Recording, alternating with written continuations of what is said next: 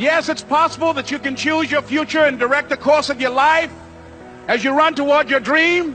It's necessary that you have goals, that you write those goals down, that you plan, that you think constantly of how you can begin to improve what it is that you're doing. If it's your presentations, if it's your recruiting skills, whatever that is, it's also necessary that you look for ways to always find a way to pull it out when everybody else thinks that you are defeated. That you've got to take personal responsibility to know that in order to become successful, you've got to make it your personal business to do it. But the next thing, ladies and gentlemen, I want to share with you that some of you already know that it's hard. It's not easy. It's hard changing your life. It was hard when just over 3 years ago in the Penobscot building in Detroit, Michigan, where I was operating my business, and I fell on some hard times, and I was sleeping in my office. It was hard coming into the lobby, and the security said, "Excuse me, Mr. Brown, can we see you for a moment?" And I said, "Yes." And I walked up to the counter, and he gave me an envelope. And he said, "Would you mind reading it here?" And I opened the envelope, and the envelope was from management that said, "This is an office tower. It's not a hotel. Please do not sleep in your office." And I said, "Excuse me, sir." I said, "I just work long hours in creating my business. I'm an entrepreneur. And right now things are bad for me. But they're not going to be this way always. And I just asked for the opportunity to continue to operate like I'm doing. I'm not trying to make this my home."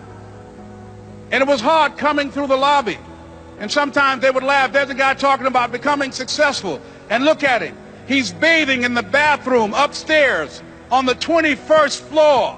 He sleeps on the floor. Him and 2 other dreamers up there. Look at him. It was hard, ladies and gentlemen, coming to speak to people. And I was facing financial difficulties in my own life. I was behind on my bills and my dreams, and I'm saying to them, you can live your dream. It was hard, ladies and gentlemen. It was very difficult to pick myself up each day believing that I could do it. There were times that I doubted myself. I said, "God, why is this happening to me? I'm just trying to take care of my children and my mother. I'm not trying to steal or rob from anybody. Why did this have to happen to me?" It was very hard. And here's what I want to say to you. For those of you that have experienced some hardships, don't give up on your dream. No one could have convinced me by holding on, by continuing to push forward, by continuing to run toward my dream, that one day I would have my own talk show. It's a long shot, ladies and gentlemen, from Liberty City, an abandoned building on a floor, never knowing my mother or father. It's a long shot. Being here with you today in this dome in Atlanta, it's a long shot. No college training, labeled educable, mentally retarded, but I kept running toward my dream.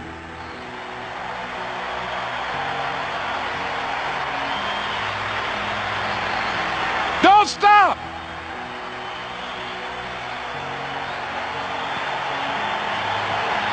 Don't stop.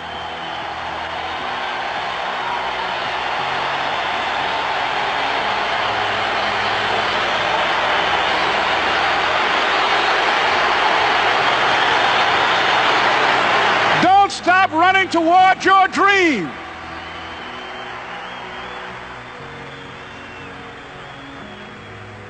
It's very important as you hold on to that dream.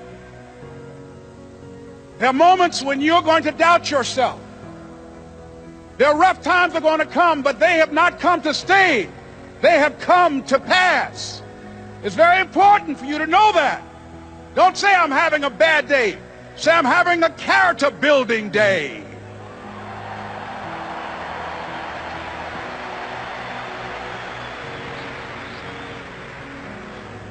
It's very important for you to believe that you are the one to make this happen. I remember this high school teacher, Mr. Leroy Washington, at the end of school one June, it was just a few days before we were supposed to leave, And I just got my report card.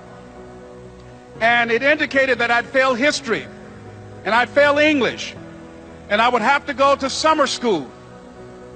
And I was feeling within myself that I was a failure, that I'm slower than most people in getting paperwork, and I was feeling down on myself and very negative. And Mr. Washington was giving a speech to the graduating seniors, and I was in 11th grade. And even though I wasn't supposed to be in there, I went in there because the speech he was giving, that speech was for me. And as he talked, my heart began to beat fast. Tears began to run down my eyes, and I was in the back just listening to him, because he said, and he was a very dramatic man. I still talk to him to this day. He said, as graduating seniors of Booker T. Washington High School, I want you to know that you're blessed and highly favored, and that as you go toward the future, begin to know that you have greatness within you.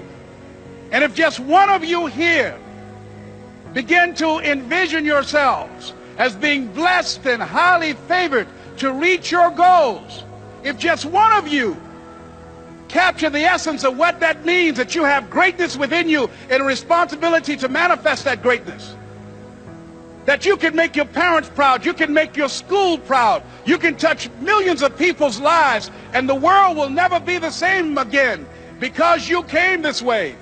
And the students gave him a rousing standing ovation.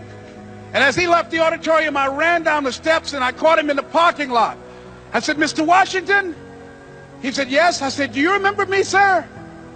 He said, no. I said, my name is Leslie Brown. My mother, she works in the cafeteria here. I'm one of the twins, Leslie and Wesley. I said, Mr. Washington, but you know, I got these big dreams. You know, I like talking to people. I love people. I said, I want to work with people, and I got this dream of buying my mama a home. Could I do that, Mr. Washington? He said, it's possible, Mr. Brown.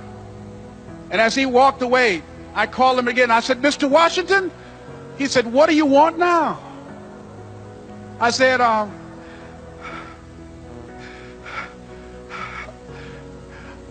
the one, sir. I said, I'm the one. You remember me, sir. I'm Miss Mamie Brown's boy. I'm the one. I'm the one.